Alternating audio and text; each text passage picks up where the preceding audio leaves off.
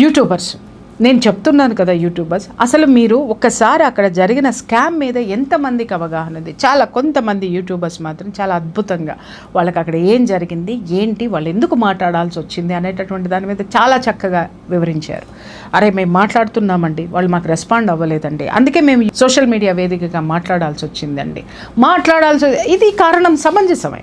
ఎందుకనంటే వాళ్ళు ప్రయత్నాలు చేశారు, కానీ నోటుకొచ్చినట్టు వాగి ఎవరి ఇష్టం వచ్చిన స్టోరీలు వాళ్ళు పెడుతున్నారే.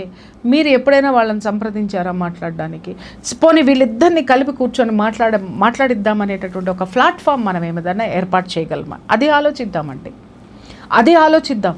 ఎవడికి వాడు వీడియోలు చేస్తే లక్షల్లో వ్యూస్ వెళ్తుంది కదా అని పార్ట్ 1, 2, 3, 4, 5 వద్దండి, దయచేసి వద్దు. దీనివల్ల నష్టపోయినటువంటి వాడికి మీరేమనుకుంటారు అంటే, మనం ఎంత స్ట్రాంగ్గా మాట్లాడితే వాళ్ళు అంత దిగి వస్తారు, వాళ్ళకి డబ్బులు దొరుకుతాయి అనుకుంటారు. మీరు ఇక్కడ 2 విషయాలు మర్చిపోతున్నారు. ఏంటంటే వాళ్ళు ఆల్రెడీ యూకే గవర్నమెంటుకి సంబంధించినటువంటి చట్ట పరిధిలో వాళ్ళు సేఫ్గా ఉన్నారండి. ఇంకొక విషయం ఏంటంటే, చాలామంది ఇక్కడ ఎఫ్ఐఆర్ నమోదైంది అని అంటున్నారు. ఎఫ్ఐఆర్ ఖచ్చితంగా నమోదు చేస్తారు, కానీ కోర్టుకు వెళ్ళి ఎన్ని సంవత్సరాలు కొట్లాడాలి? సరే, అప్పుడు కూడా కొట్లాడతారండి, బాగానే ఉంటుంది. కానీ వీళ్ళు వేసినటువంటి అకౌంట్ ఏ దేశానికి సంబంధించినటువంటి అకౌంటు, ఆ అకౌంట్ ఇండియన్ పరిధిలోకి వస్తుందా లేదా, ఇండియాలో చట్టానికి వర్తిస్తుందా లేదా ఆలోచించారా? ఎవరైనా ఆలోచించారా?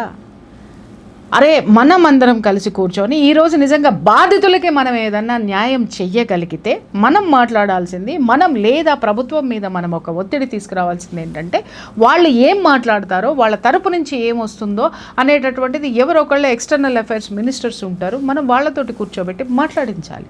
లేదు అని అంటారా, వాళ్ళ లీగల్ ఎక్స్పర్ట్స్ని కూర్చోబెట్టి మాట్లాడించాలి. ఎవరిష్టం వచ్చిన స్టోరీలు వాళ్ళు చేసేస్తున్నారు. దీనివల్ల మిస్ఇన్ఫర్మేషన్ జనాల్లోకి వెళ్ళి ఒక విధమైనటువంటి కసి, కోపము కొంతమందిలో వస్తే, కొంతమంది ఒకళ్ళని చూసి ఇంకొకళ్ళు మాట్లాడుతూ ఈరోజు లీగల్ నోటీసులు ఎవరికి వస్తున్నాయి? ఒక పెద్ద యూట్యూబర్ మాట్లాడేశాడు, ఇదేదో వాస్తవం ఉంది కదా అని చెప్పేసి అని మిగిలిన అందరూ ఇష్టం వచ్చిన అవాకులు చవాకులు మాట్లాడేశారు. ఈరోజు రేపొద్దున వాళ్ళు లీగల్ నోటీసులు పంపిస్తారు. ఎవరు దానికి బాధ్యులు? ఎవరు? యూట్యూబర్స్కి కూడా నేను చాలామందికి నేను చెప్తున్నాను, ఏదైనా ఒక ఇష్యూ మాట్లాడే ముందు దానికి ముందు ఉన్నటువంటి చట్ట పరిధులు ఏంటో ఒకసారి తెలుసుకోండి.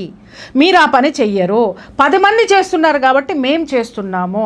అరే, ఒక ఛానల్స్, ఏదైనా శాటిలైట్ ఛానల్స్, న్యూస్ ఛానల్స్ చేస్తున్నాయి అని అంటే, వాళ్ళు ఒక ఫేక్ న్యూస్ వేసినా తట్టుకునే కెపాసిటీ ఆ సంస్థకు ఉంటుందండి.